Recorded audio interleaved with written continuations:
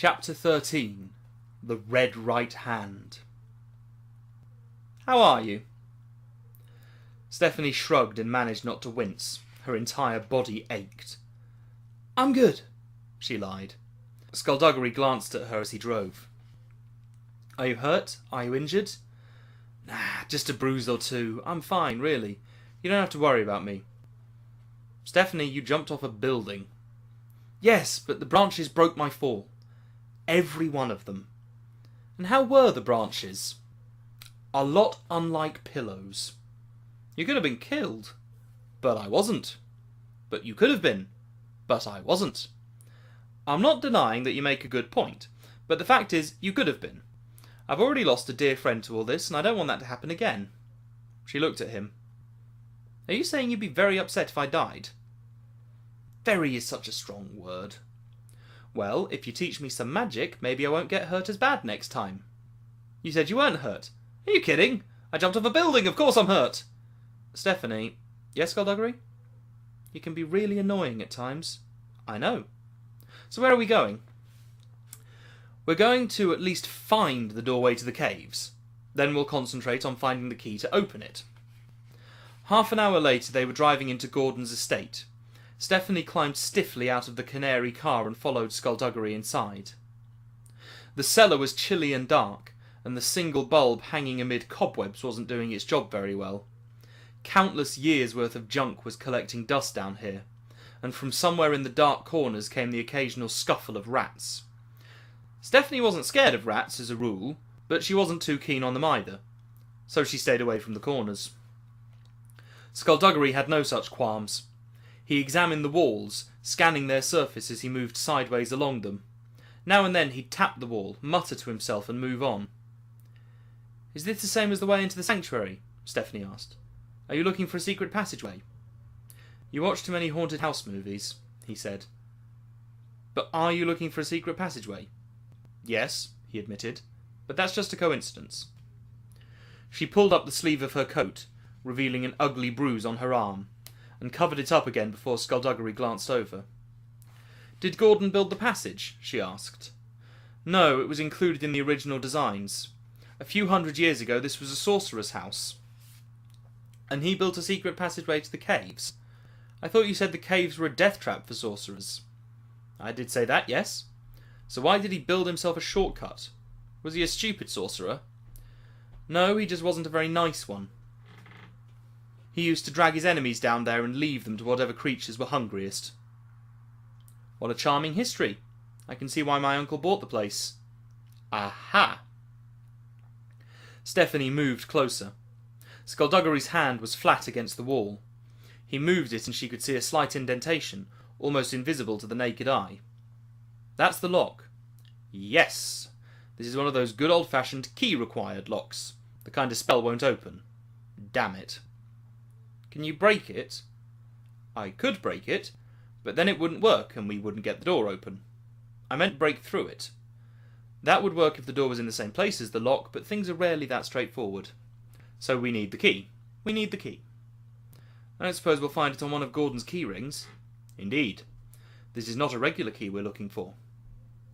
We don't have to solve a puzzle to get it, do we? We may. Stephanie groaned. How come nothing's ever simple? Every solution to every problem is simple. It's the distance between the two wherein the mystery lies. They turned off the light and climbed the stairs out of the dank mustiness of the cellar. They walked into the living room, and a man in a suit that looked almost Victorian in design, turned to them. He had black hair and thin lips, and his right hand, which was skinless, glistened with blood and wet muscle, and before Stephanie could even register surprise, Skulduggery was pulling the gun from his jacket. The man waved as gunshots filled the room, stepping to one side and waving his right hand. She didn't know what he did, but it worked, and no bullets hit him. Run! Skulduggery said, pushing her out of the room. She stumbled, and something moved beside her, and she turned as another man came at her. There was something wrong with him. Something wrong with his skin, with his features. They didn't look real. They looked almost papery. She tried to hit it, but it was like hitting a bag of air. A fist swung at her, but unlike its body the fist was heavy and solid, and it snapped her head back. She staggered and it reached for her, but then Skulduggery was there, hurling it away. 3 more of them came through the front door. Stephanie ran to the stairs, Skulduggery covering her escape. Halfway up, she looked back as the man in the suit strolled into the hall. She shouted a warning and Skulduggery turned to face him, but it was too late. Purple vapour gathered in the man's left palm, and he released it in a stream that flowed into Skulduggery and arced out behind him and above, flowing back into the man's other hand, forming a circle. Skulduggery dropped to his knees, tried to raise the gun but couldn't hold it, and it fell to the floor. "Take him," the man said, cutting off the purple stream. Skulduggery sagged and 3 of the paper men grabbed him, started dragging him out of the house. The man motioned to the 4th. "You. Kill the girl," and he walked out. Stephanie sprinted to the landing, the papery thing clumping up the stairs behind her. She ran to Gordon's dark study, slammed the door and pushed over one of the bookcases. It toppled and crashed and books spilled across the floor. The door opened a fraction and hit the bookcase. Heavy fists started to pound on it from the other side. She went to the window, opened it and looked down. Even if she made the drop without breaking her legs, she'd land right in front of the man with the red hand. She backed off, looked around for a weapon. The bookcase slowly scraped across the floor. The door opened wider. Stephanie turned, moved behind the desk and hid. The pounding continued. She peered out. She could see a papery arm now reaching around, then a shoulder and a head. She ducked back into hiding. One last heave and the door was open wide enough for the thing to step over the fallen bookcase.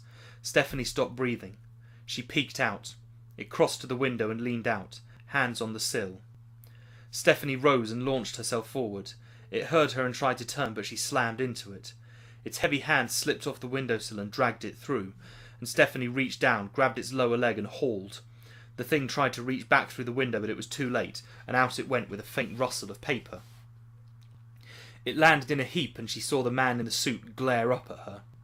He waved his arm, and she threw herself away from the window as the air turned purple and the window exploded. Glass shards rained down on her back, but they didn't tear through the coat. She lay where she was, hands over her head, until she heard a car start up. Then she got up, glass and splinters of wood falling from her, and reached the window just in time to see the silver car leave the estate. They'd left her, obviously deciding it wasn't worth the effort to make sure she was dead. Stephanie pulled the crumpled business card from her pocket, got out her phone and dialed the number. The call was picked up almost immediately. She spoke urgently. "I need help. They've taken Skulduggery." "Tell me where you are," Chinosaurus said. "I'll send someone to pick you up."